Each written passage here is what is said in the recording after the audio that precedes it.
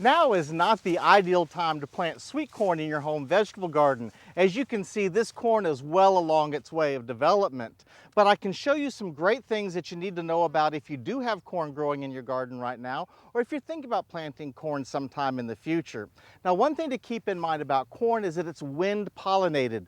There are male flowers here at the top of the corn plant. They shed the pollen that will fertilize the eggs of the female flowers.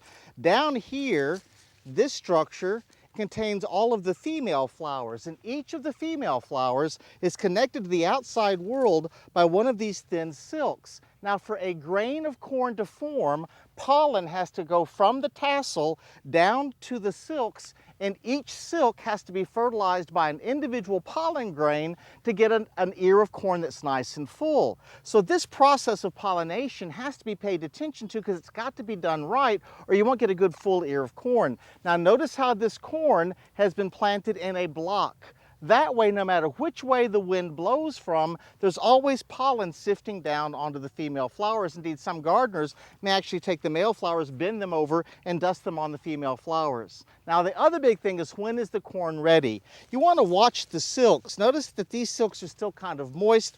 When the silks get all brown and dried out, check the corn by pulling down part of the shuck just to expose a few of the ears of corn.